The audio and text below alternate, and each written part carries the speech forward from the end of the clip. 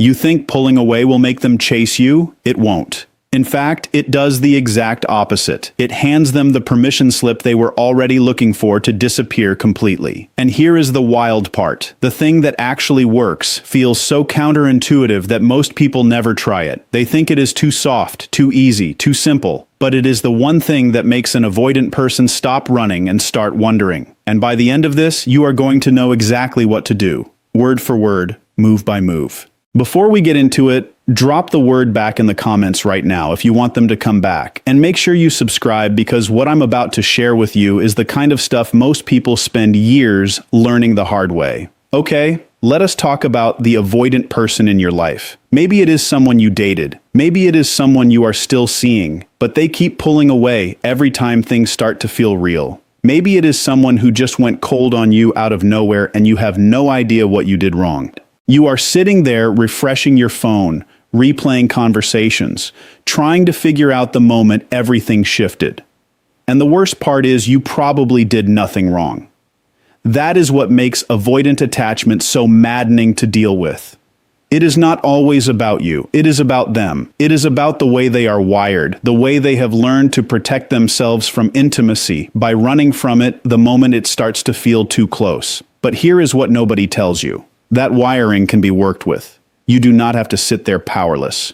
You do not have to beg. You do not have to pretend you are fine when you are not. And you definitely do not have to play games or go completely silent and hope for the best. There is a smarter way, a more human way, and it is called the soft contact method. And when you use it correctly, something remarkable happens. The avoidant person who is pulling away starts to feel something they do not usually feel around people who like them. They feel safe, and that safety is the entire key. So, let us start from the beginning. Let us talk about what actually makes someone avoidant. Because if you understand why they run, you will understand exactly why soft contact works so well on them. Avoidant people are not cold. They are not heartless. They are not emotionally unavailable because they enjoy it or because they want to hurt you. Most avoidant people are some of the most feeling, sensitive, deeply emotional people you will ever meet. But at some point, usually early in life, they learned that closeness leads to pain, that needing people leads to disappointment, that opening up means making yourself vulnerable to someone who might leave,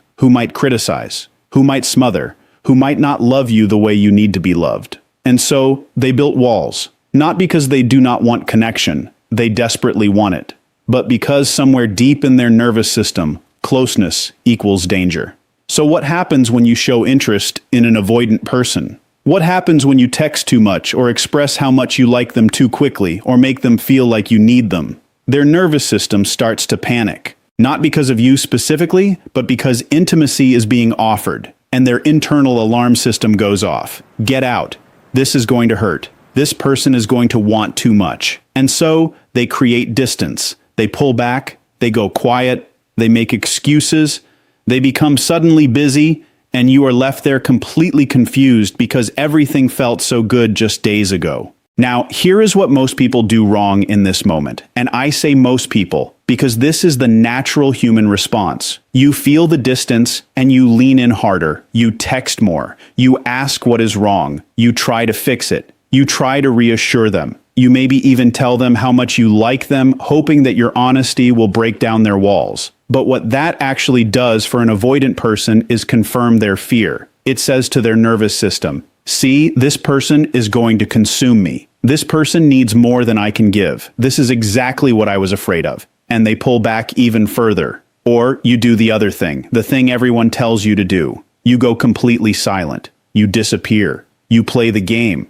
And look, sometimes space helps, but silence alone, strategic silence, the kind designed to manipulate them into chasing you, often backfires too. Because an avoidant person who feels chased will enjoy the space.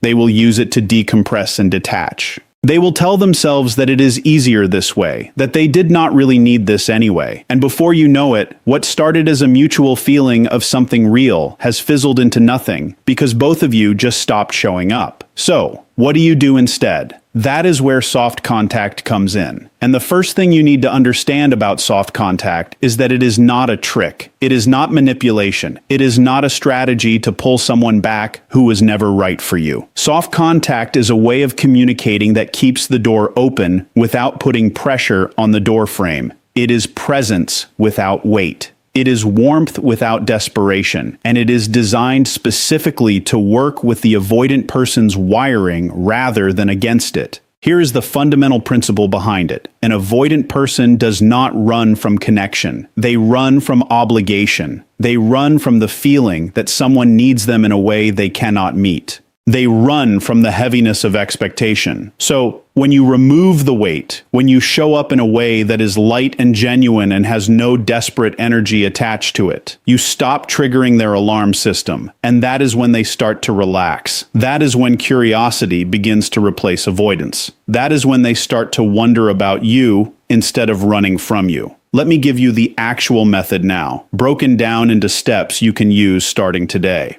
Step 1 is what I call the clean pause. Before you reach out to an avoidant person, before you do anything, you need to actually give yourself a genuine pause. Not strategic one, not a calculated number of days based on something you read online, a real pause. Time where you are not focused on them. Time where you are living your own life, doing things that matter to you, being around people who fill you up, pursuing things that make you feel good about yourself. Why does this matter? 2 reasons. First, it changes your energy.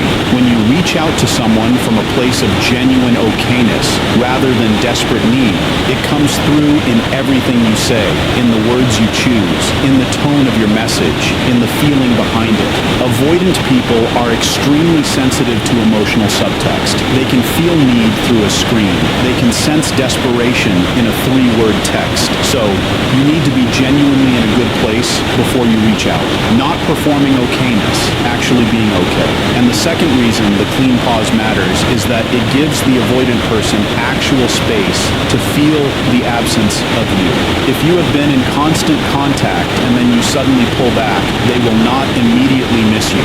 But over time, if the relationship had real substance, they will start to feel the gap. They will notice that the little moments of warmth you brought are no longer there. And that noticing creates the opening you need. So, how long should the pause be? It depends on the situation. If things were casual and they pulled back suddenly, a week or 2 is usually a good baseline. If it was a longer relationship and there was a real connection, give yourself a bit more time. But the number is less important than the quality of how you spend that time. Are you actually working on yourself? Are you actually getting to a place of genuine peace? Or are you just white-knuckling through days, counting down until you can reach out again? Because one of those will make your outreach land, and the other will make it land with all the wrong energy. Step 2 is crafting the soft contact message. This is the most important part of the method, and it is also where most people mess up. Even the ones who do manage to wait and give themselves space. They undermine all of it with the wrong message. So let me tell you exactly what soft contact looks and feels like, and also what it does not look like. Soft contact is not, "Hey, I have been thinking about you a lot." That puts pressure on them immediately. It tells them that during your time apart, you were focused on them. It invites them to feel responsible for your emotional state. Soft contact is not, "I miss you. Are you okay?" Same problem. The first 3 words are all about your need.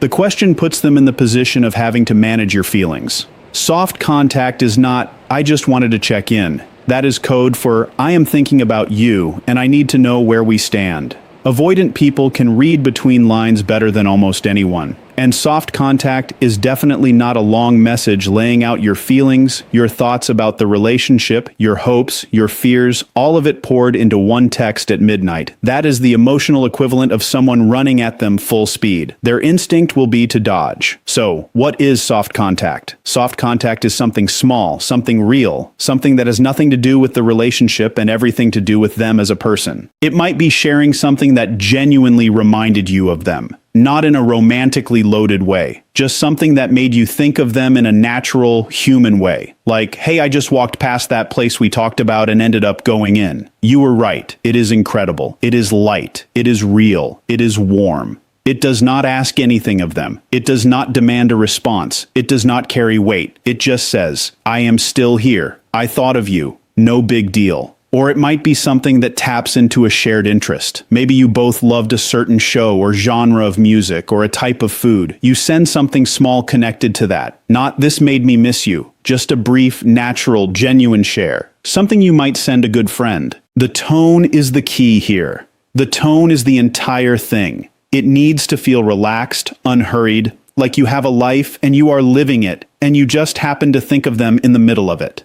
One more thing about the soft contact message. It should not need a reply. And by that I do not mean you should say no need to reply, because that is actually a form of pressure disguised as understanding. I mean, the message itself should be complete. It should not end with a question that demands an answer. It should not be a cliffhanger that leaves them feeling obligated. It should just be a moment of warmth that they can receive without feeling like they owe you anything. When you remove that expectation, something interesting happens. Most people actually want to reply because the pressure is gone. Because they can engage without feeling like engaging means committing. And for an avoidant person, that feeling of being able to connect without feeling trapped is the most attractive thing you can offer them. Step 3 is what I call holding the line emotionally. And this is where a lot of people fall apart.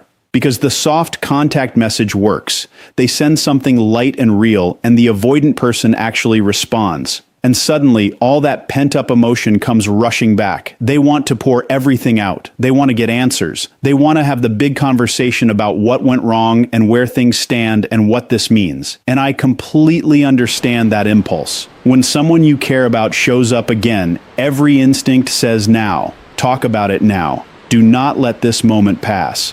But with an avoidant person, that is exactly the moment to hold back. Because the conversation they are having with you right now is casual. It is light. It is them testing the water. They are checking to see if it is safe, if you are the same person who felt heavy to them before, or if something has shifted. And the moment you turn a light exchange into an intense emotional conversation, you have answered their question. And the answer you have given them is nope, still the same. Still heavy, still a lot. So what do you do instead? You match their energy. You keep it light. You enjoy the conversation. You let them be the version of themselves that shows up easily without walls, because the stakes feel low. You laugh. You share. You be interesting and genuine and present. And you resist with everything you have the urge to bring up the past or the future or the state of things between you. Because right now, this moment is doing more work than any conversation you could have. It is building something in them. It is building evidence. Evidence that being around you feels good.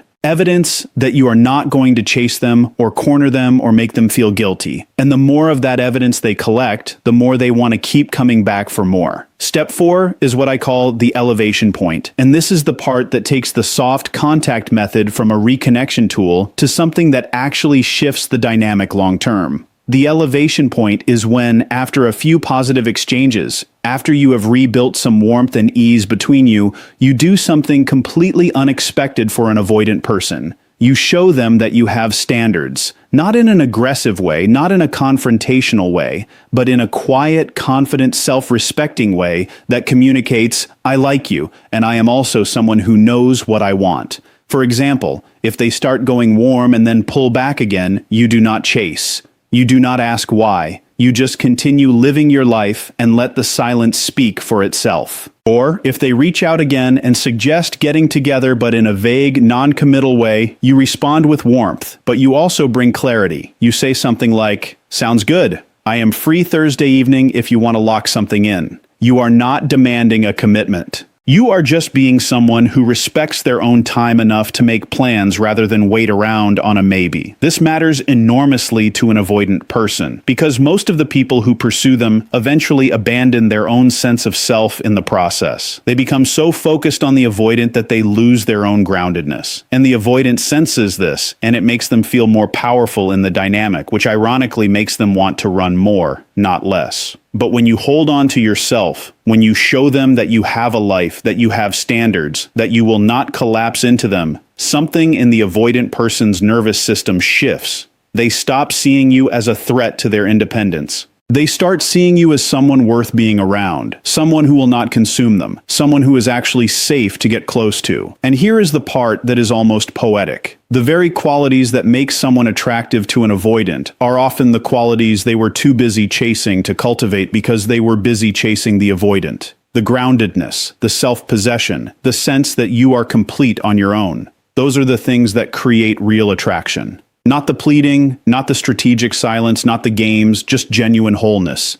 And the beautiful thing about the soft contact method is that it is built on that foundation. It forces you to do the inner work. The clean pause, the genuine okayness, the holding the line emotionally. All of it requires you to actually be whole, not just seem whole. Actually be it. And as you do that work, something funny happens. You realize that whether or not they come back matters a little less, not because you stopped caring about them, but because you started caring about yourself just as much. Now let us talk about what happens after the elevation point. Because if you have followed the method, if you have done the clean pause and sent the soft contact and held the line and shown your standards, there are a few ways this can go. The first is that they start showing up more consistently. The messages become more frequent. They start suggesting things to do together. They start opening up a little. They start to feel like the person you originally connected with, maybe even more so because now they feel safe. Now they know you are not going to swallow them whole. This is the outcome the method is designed to create. And when it happens, your job is to let it.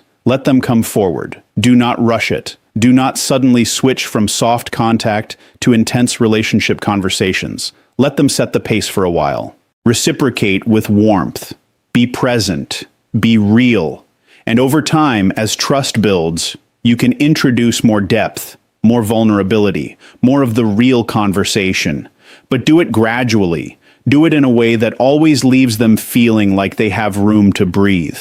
The second way it can go is that they respond here and there, but never quite commit. They stay in that in-between space. Warm, but distant. Interested, but unavailable. And here is where you need to be honest with yourself.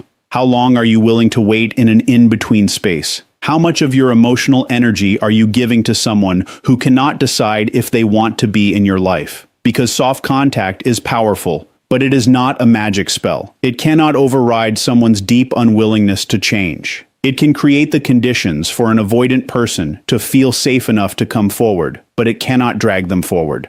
And some avoidant people, the ones who have never done any work on themselves, the ones who are so deeply entrenched in their patterns that any closeness genuinely feels unbearable, some of them will never fully come forward no matter what you do. And you have to be willing to accept that, not as a failure, not as a reflection of your worth, but as information about who they are and what they are capable of at this point in their lives. The third way it can go is that they come back strong. Suddenly, after a period of quiet, they are all in. They are texting constantly. They are making plans. They are showing all the warmth and interest they seemed to hide before. And this is actually the trickiest scenario, because it is easy to mistake a surge of enthusiasm for a permanent shift in their attachment style. But an avoidant person who has not done their own work will often cycle. They come close, it gets too real, they pull back. You give them space, they miss you. They come close again. And if you are not careful, you will find yourself in a loop that feels like a relationship, but is actually just the push-pull of an unresolved pattern. So, when they come back strong, enjoy it. Be warm, be present, but also watch for consistency over time. Because enthusiasm in the moment is lovely, but it is consistency that tells you whether things have actually changed. Now let me talk about something that does not come up enough in these conversations. What about your emotions through all of this? Because everything I have described requires a level of emotional regulation that is genuinely hard. Holding back when every instinct says to lean in, being light when you feel heavy, maintaining standards when you are terrified of pushing them away. It is not easy, and it is okay to admit that. In fact, acknowledging how hard it is for you, even if not to them, even just to yourself, is part of the process. Because part of why you are so caught up in this person, part of why their pull away affects you so deeply, might have something to do with your own attachment patterns too. And I say that not to add another thing to your plate, but because understanding your own patterns is the thing that will actually set you free. Not just from this situation, but from the pattern of getting into dynamics like this over and over again. If you find yourself repeatedly drawn to avoidant people, if you are someone who tends to feel most intensely about people who are not fully available, that is worth exploring. Because often what feels like chemistry is actually the familiarity of an old pattern. The way someone's unavailability mirrors someone from your past who taught you that love means working for it, earning it, waiting for it. And that realization, once it lands, changes everything. Because you stop seeing the avoidant as someone you need to win and start seeing them as a person with their own wounds, their own fears, their own capacity for growth or lack thereof.